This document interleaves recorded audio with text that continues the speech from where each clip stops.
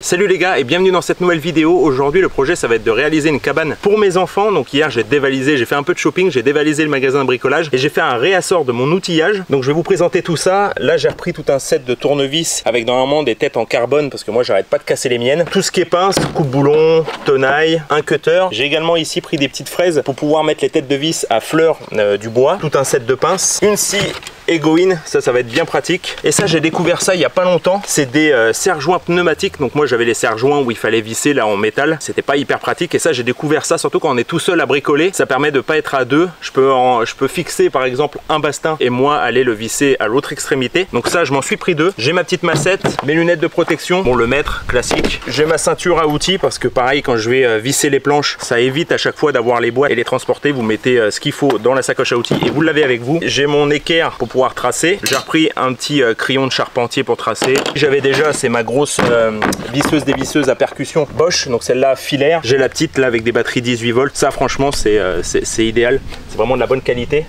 Je l'ai bien poncé celle-là. Et ici on a tout ce qui est quincaillerie. Donc là j'ai pris des vis en 100 et ici des vis en 40 avec des rondelles. On n'a jamais assez de rondelles. En outil également, j'ai sorti mon gros mètre à niveau. Donc ça c'est un mètre Stanley qui est à mon grand-père chef de chantier. Je l'ai récupéré. Tout ce qui est rallonge électrique. Et ici surtout je me suis acheté un atelier portatif. Je vais pouvoir poser mes bastins dessus et faire mes coupes. D'habitude je suis toujours à genoux par terre. J'essaye de caler avec un bout de bois et c'est franchement pas pratique. J'ai ma grosse scie circulaire. Bon, je suis un peu amoureux de la marque Bosch.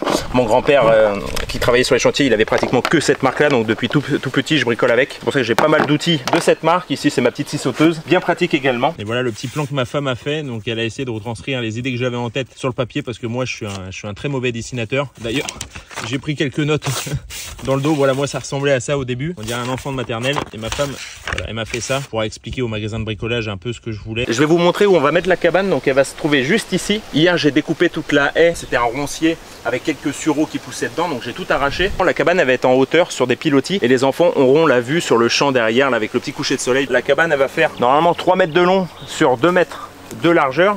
Et ici je sais pas si vous pouvez le voir à la caméra, si je me casse la gueule ça va pas le faire, il y a une racine. Et donc ici je sais pas si vous le voyez à la caméra mais il y a un talus. Donc là on a une montée, il va y avoir des pieds qui vont être juste au-dessus du talus et les autres pieds un peu plus en avant. Le cul de la cabane va reposer ici et puis ici on sera sur des pilotis un peu plus en hauteur avec un petit escalier qui les dessert, un volet pour pouvoir voir les enfants parce que là on a l'extension de la maison avec aussi la fenêtre qui est juste au-dessus de la cuisine. On va pouvoir les surveiller quand ils seront dans le jardin. Qu'est-ce que tu fais toi, tu m'aides hein? Bon, lui il est toujours dans mes pattes. Et je vais vous présenter également le matériel donc on a été chercher hier. Je vais vous mettre aussi une vidéo de comment on était chargé. Ne le faites pas chez vous. Là je pense que si les gendarmes m'arrêtaient ils auront bien eu raison de me mettre une amende parce qu'on était surchargé. Ça va soulager la remorque de la vider un petit peu.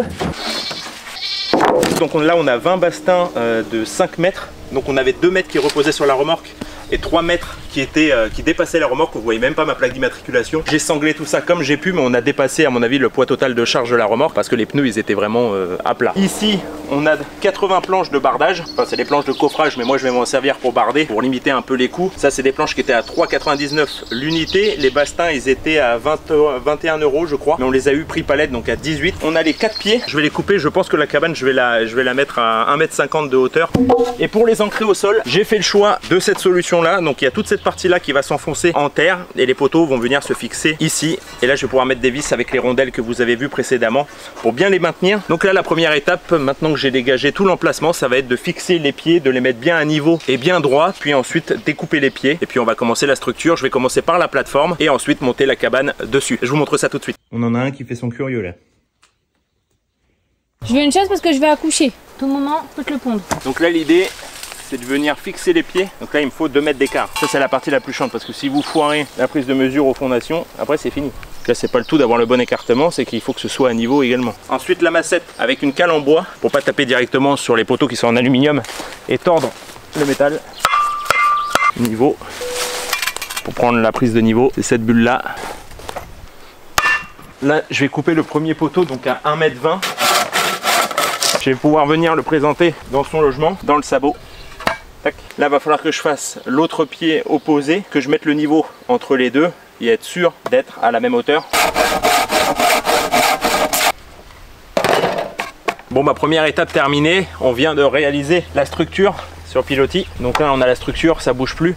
Il me reste juste à fixer les pieds. Je voulais attendre pour les fixer d'avoir monté l'encadré au-dessus, enfin la plateforme. Les planches, elles vont venir comme ceci pour réaliser en fin de compte, voilà, la terrasse. Donc là je vais tout plancher tout à l'heure. Là il me reste juste les pieds à fixer. On va pouvoir monter ça et la cabane elle sera dans le fond avec ici un escalier et le garde-corps pour la terrasse de devant, puisque tout ça ça va être en terrasse en fin de compte, et la cabane elle viendra vraiment ici, plus avec un petit volet qui s'ouvrira et qui donnera sur le champ derrière. Donc je vais prendre des vis de 80 avec des rondelles et là je vais pouvoir venir les fixer. C'est des têtes en Torx. Ce qui est pratique c'est qu'ils fournissent l'embout avec. Ah non c'est pas le bon. Pour changer d'embout il va falloir que je la dévisse. Tac, pas le perdre, je repositionne et là vous me dévissez sur les marquages et serrez à fond. Alors on recommence. Une fois qu'elle a prise tout doucement, donc là ça bougera plus. Je vais en mettre une autre de l'autre côté et puis je vais faire ça sur les 4 pieds. Maintenant que la structure elle est fixée, on va pouvoir faire le plancher. Donc pour ça, hop, je vais utiliser des clous, c'est des 35 à tête plate. Donc je vais utiliser ces clous là. Hop, on va en faire une grosse poignée. Pareil dans la ceinture à outils. Évitons d'en faire tomber par terre parce que sinon c'est le tracteur tondeuse qui va faire la gueule s'il s'en prend dans le pneu. Et je vais venir clouer sur chaque bastin. Je me mets bien à fleur et sur le côté et devant. Je me mets à peu près au milieu du bastin. Hop. Maintenant il n'y a plus qu'à aller répéter l'opération une bonne centaine de fois à mon avis. Là ça va en bouffer du clou. J'en mets 2 par planche. Au début j'accompagne et après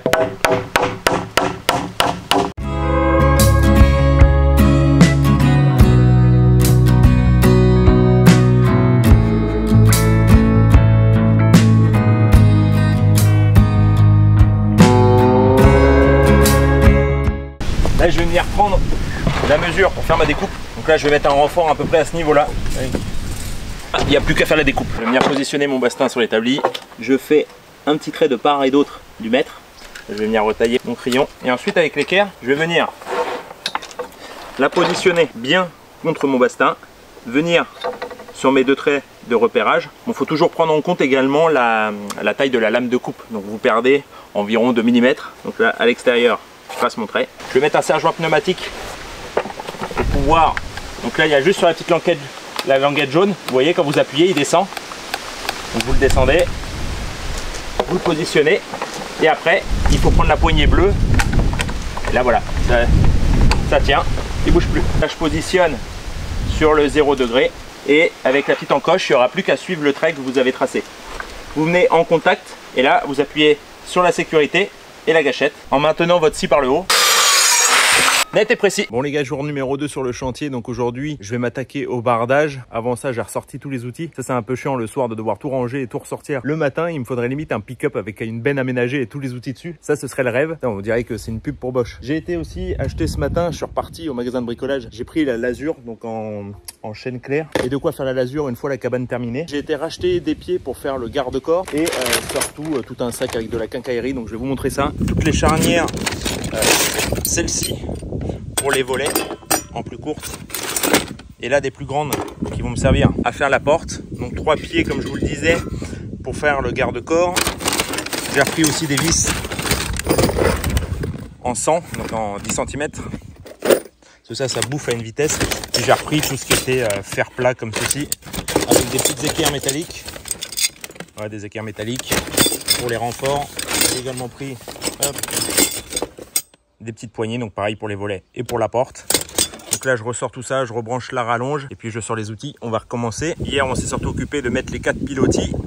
On a fait le plancher. J'ai monté le plus gros de la cabane avec la charpente. Je suis vraiment content, c'est de mon petit établi là pour faire toutes les découpes. C'est vraiment pratique. D'habitude je suis au sol en train de galérer. La lame elle vient toucher la terre. Bon là au moins ça coûte un petit billet. Je crois que je l'ai acheté 119 €. Mais c'est bien pratique le petit établi portatif. Donc je vais enfin pouvoir commencer le bardage, donc c'est pas compliqué puisque la cabane elle fait 2 mètres carrés, c'est un carré de 2 sur 2 et que les planches de bardage font exactement 2 mètres. Normalement on n'aura pas trop de découpe à faire, à part la dernière pour pouvoir faire la pente, ça devrait aller vite. Donc je vais poser l'appareil et je vais vous faire un petit timelapse. Pour le bardage par contre je me pose la question du est-ce que je cloue les planches ou est-ce que je les visse? Alors là on a du tête plate en 35, je pense que 35 ça va être un peu juste. Je voulais utiliser les 40 avec la tête plate. Hop. Comme ceci, le problème c'est que je pense que j'en ai pas assez, enfin j'en ai plus assez dans le pot. Donc je vais peut-être partir sur les vis en 40 par 40. Normalement j'en aurai assez, j'en ai x 500, donc normalement j'aurai assez pour faire tout le bardage. Et surtout, si j'ai une planche qui pourrit ou une planche qui est cassée et que je veux la retirer, il n'y a pas besoin de prendre le pied de biche et de l'arracher, enfin d'arracher les clous avec. Je pourrais directement les dévisser. Donc je pense qu'on va partir là-dessus. Il y aura quand même tout ça dans le bastin derrière, ça devrait suffire.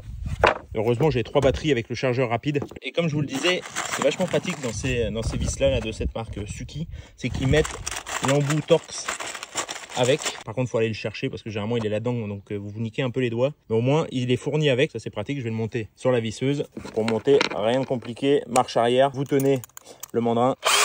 Et pour mettre le nouveau, il va falloir le mettre ici sur les petits marquages. Là, cette fois-ci, vous le remettez en marche avant. Avec les doigts, vous tenez. Vous venez le serrer jusqu'en butée. Et là, faut que ça fait ce bruit-là, c'est que c'est bien serré. Je vais en mettre 2 par planche. Et je vais essayer à chaque fois d'aligner les vis jusqu'en haut pour que ça fasse un bel alignement. J'ai fait la même chose ici pour le clou. À chaque fois, j'ai essayé de les aligner pour que ça fasse une belle ligne, mais bon, je suis pas un professionnel. Je pense qu'il aurait fallu tirer un trait bleu ou avoir un viseur laser, enfin pas un viseur, mais un niveau laser. Je voulais en acheter un, mais bon, pour le moment, avec tout ce que j'ai dépensé en matériaux et en outillage, ce sera pour plus tard. S'il y a une marque qui regarde ça, si vous voulez m'en envoyer un, je suis preneur. Et j'ai pris le choix de les positionner à l'horizontale. Je sais pas ce qui est de mieux, hein. Si vous le savez, dites-le moi en commentaire. Je sais que pour mon poulailler, je les avais mis de façon verticale. Je vais essayer, je sais pas ce qui est de mieux pour l'eau, en fin de compte, pour pas que l'eau elle s'infiltre entre chaque planche. Je vais juste fixer la première pour démarrer, parce que ensuite celles que je vais mettre par au-dessus, elles reposeront à chaque fois sur le bord de la précédente. Je vais vérifier que je suis bien de niveau.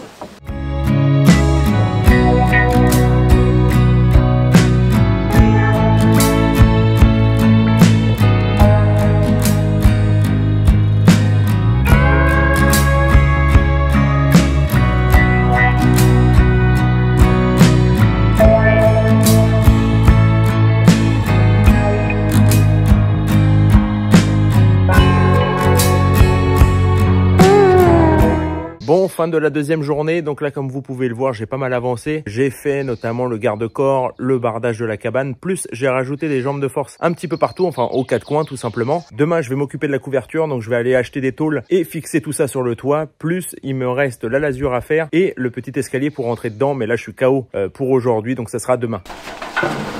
Voilà, donc ce matin j'ai été chercher les tôles. Là maintenant il va s'agir de les monter sur le toit et de les attacher. Par contre les tôles, du coup au départ je voulais des tôles imitation tuile et en rouge. Sauf que moi à couvrir j'ai 2,05 m en largeur et 2,50 m en longueur. Sauf que les tôles imitation tuile elles faisaient que 2 mètres en longueur. Et moi j'avais absolument besoin de 2,50 m pour pouvoir vraiment couvrir la façade avant et arrière, que la pluie ne ruisselle pas contre le bois. Du coup j'ai également pris les fixations. Donc c'est des cavaliers laqués à joint cheminé. Par contre la boîte elle est plus chère que les tôles. La boîte elle coûte 56 € alors qu'une tôle elle vaut 48 €. Donc il y a plus cher de fixation que de tôles. Maintenant c'est parti, je vais monter les tôles sur le toit et puis je vais vous montrer tout ça. Puis mettez bien des gants parce que les tôles ça coupe comme des lames de rasoir. Maintenant que les tôles sont positionnées, je vais venir les fixer donc avec les cavaliers. Et pour pouvoir faire entrer la vis, je vais d'abord pré-percer avec un forêt métal. Ensuite, je vais utiliser la bonne douille. Je voulais souligner également la longévité de la batterie puisque depuis le début du chantier, je suis toujours sur la même. Et comme vous avez pu le voir, j'ai fait l'intégralité de la cabane avec le nombre de vis que j'ai mis. Et toujours la même batterie parce que dans le coffret, j'en ai 3. J'ai toujours utilisé la même depuis le début sans recharger. Donc c'est quand même du très bon matos. Comme ça, je vais pouvoir rentrer la vis. Bon, j'ai abandonné l'idée de fixer les cavaliers à la main avec la clé à cliquer. Du coup, j'ai envoyé ma femme, elle était en course, donc je l'ai envoyé au magasin de bricolage me prendre ces adaptateurs-là. Donc moi, je vais me servir du 1,5 puisque mes douilles sont en 1,5. Et ça va me permettre de fixer du coup mes douilles directement dans le mandrin de la visseuse. Ce sera beaucoup plus efficace et plus facile de les enfoncer. J'ai également fixé la porte. Là, en attendant justement cette pièce-là, j'ai fixé la porte. Donc là, avec les 2 charnières, la petite poignée, il me reste à mettre le loquet. J'ai fini d'installer tous les cavaliers sur la toiture, mais là, sous les bastins, les vis sont trop longues, elles dépassent. Donc je vais venir prendre la meuleuse et je vais découper tout ça bien à ras, bien propre. Ce qui est quand même agréable quand tu bosses, c'est que tu peux voir ta jument juste devant. Il faut que j'aille la voir ce soir, lui donner quelques carottes et la brosser. Là, elle est en train de vivre sa meilleure vie. Généralement, ce qu'elle adore faire, c'est aller sous l'arbre là-bas. Elle se gratte le dos avec les branches et puis elle se met à l'ombre. Comme en ce moment, on a pas mal de soleil. Là, je suis en train de faire l'escalier, donc j'ai déjà fait un des montants. Ce qui fait que j'ai plus qu'à superposer sur un autre et à tracer pour mes découpes. Donc là, pareil. Et bien, comme ceci. Et là, je vais y mettre des vis de 100 par ici. Ça va venir se prendre bien dans le poteau. Et ici, j'ai réalisé un angle également. Ensuite, je fais l'autre montant juste ici et j'ai plus qu'à faire les marches entre. Dernière étape, la finition. Là, je mets le coup de l'azur. Donc, j'ai pris celle-ci en chêne clair. Par contre, elle est assez liquide. Je sais pas si j'ai le pinceau adapté. Normalement, si, c'est du pinceau pour saturateur. Mais j'arrête pas d'en foutre partout. Donc là, je vous montre déjà la première passe, ce que ça donne. La seule chose qui me reste à faire, c'est le garde-corps ici. Je veux mettre de la corde là, de la corde de marin. J'ai commencé hier à faire le trou, sauf que j'ai pas un forêt assez large. La corde, elle doit bien faire du 3-4 cm. Et moi, j'avais qu'un forêt d'1 cm, donc j'ai essayé aussi à la scie cloche, mais ça va pas assez loin. Donc j'attends de pouvoir acheter un forêt adapté. Et ensuite, je tirerai cette corde là entre ce pilier là et l'autre là-haut. Je ferai 2 tours, comme ça les enfants pourront se tenir et monter en toute sécurité. Là, ça sèche tranquillement. Je crois qu'il y a 6 heures entre chaque couche à attendre. Voilà, je vous ferai un petit cabane tour à la fin quand tout vraiment sera terminé.